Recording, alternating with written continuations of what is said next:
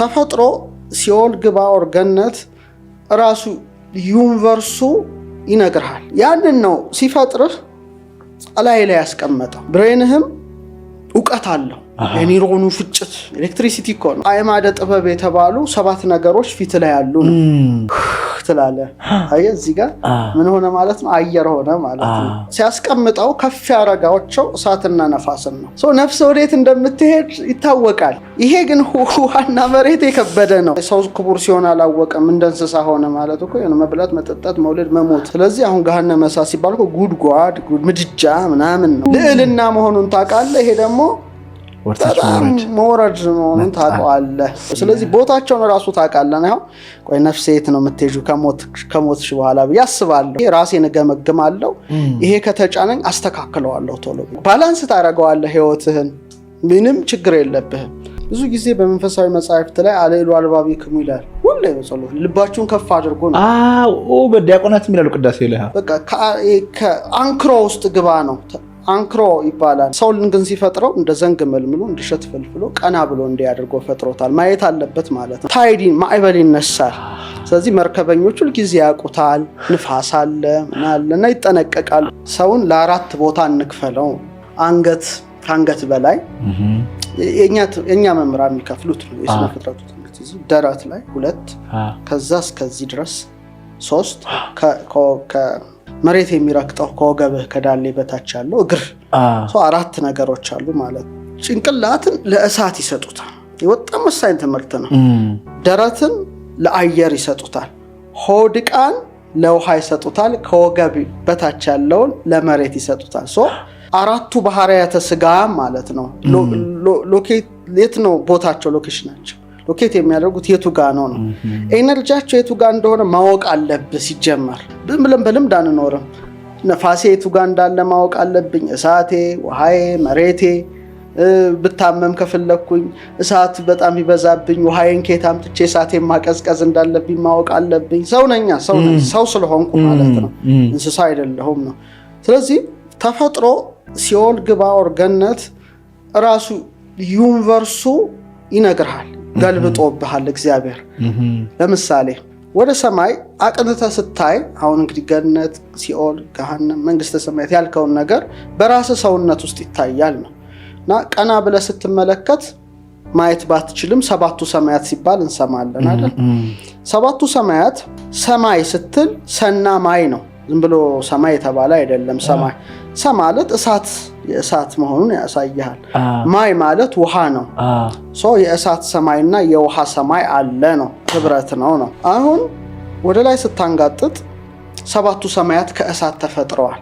ግን ከእሳት ሲፈጠሩ ሙቀት የላቸውም፣ ብርሃን ግን አላቸው።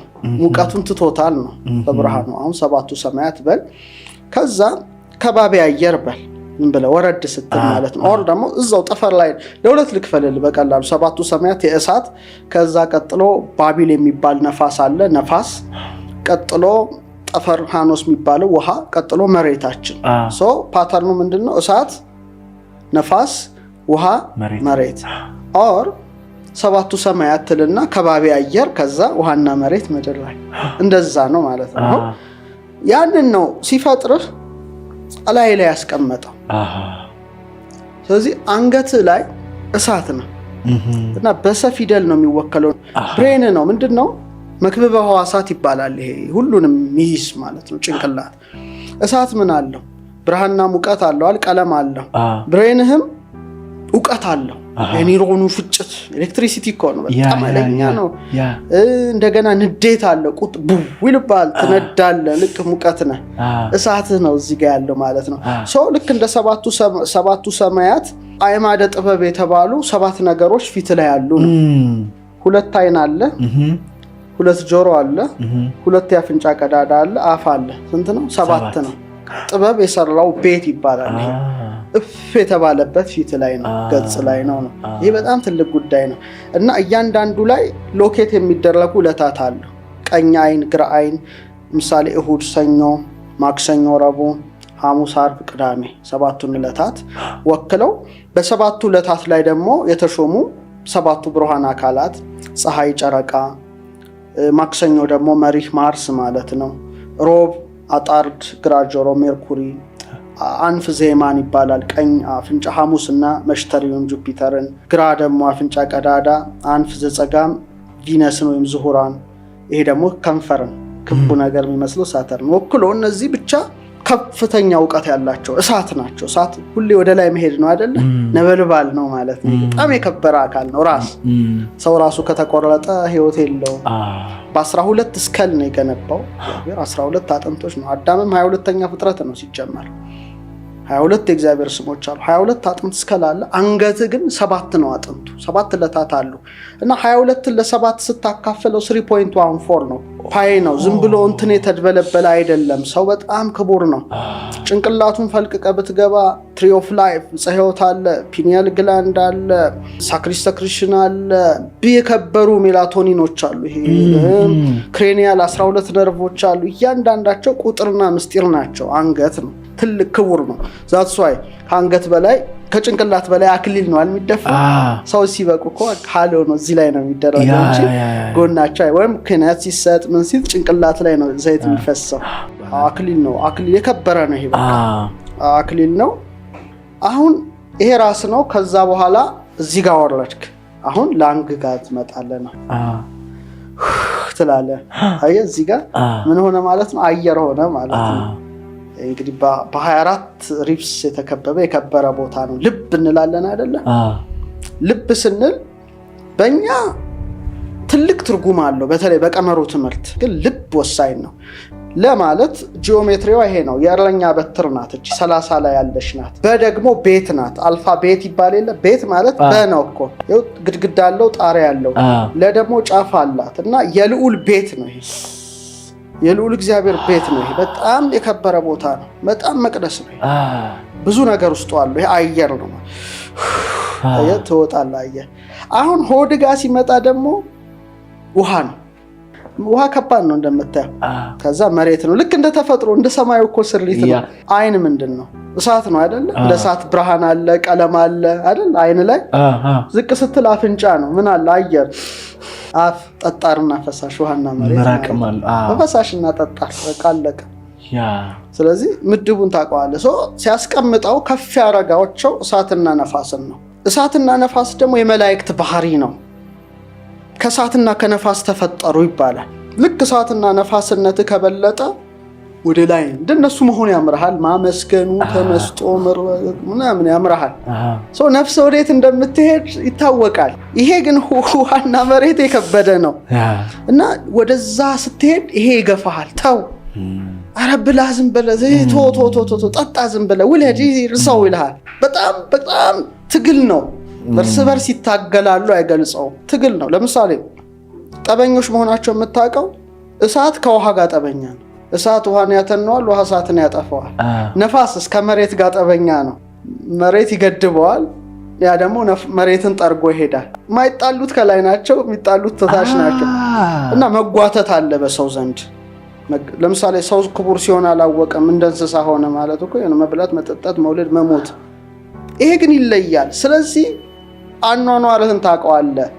ነፍስ ከስጋ ስትለይ ወደ ላይኛው ዓለም ትሄዳለሽ። በቃ አለቀ። የኖርከውን በምድር ላይ ይሄ ነው የዛ ማኒፌስቴሽን ነው ላይ ያለው ማለት።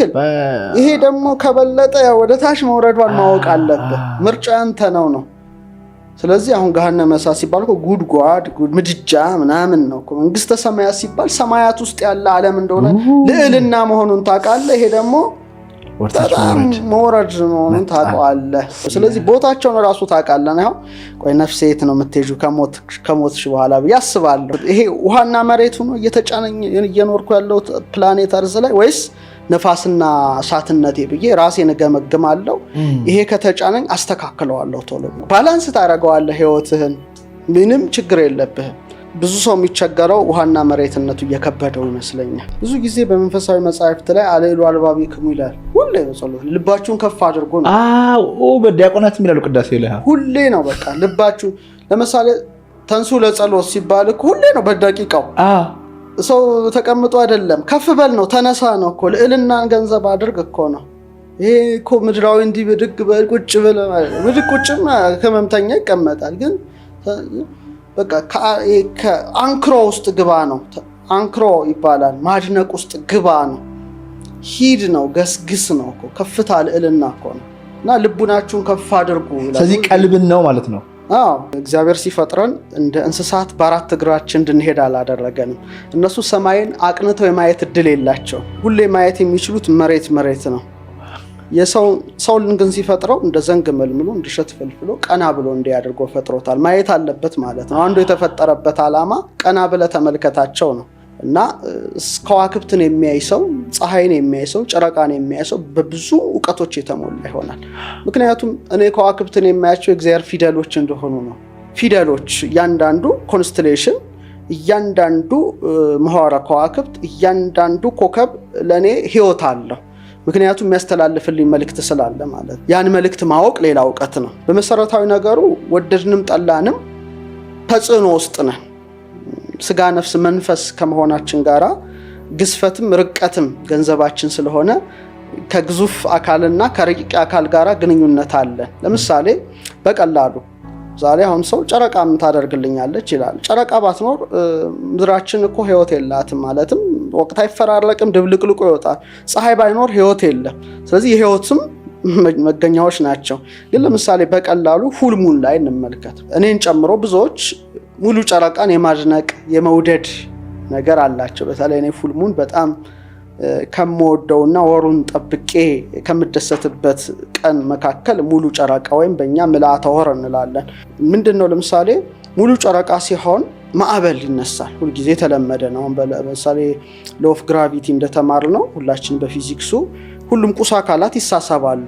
መሬት ጨረቃን ትስባለች፣ ጨረቃ መሬትን ትስባለች። የታወቀ ነገር ነው። ሙሉ ጨረቃ ሲሆን ጨረቃ መሬትን ትስባለች። መሬታችን ስትስብ ደግሞ መሬታችን ከየብሱ ባህሩና ውቅያኖሱ ይበዛል። እንደምታወቀው 70%። ታይዲን ማዕበል ይነሳል።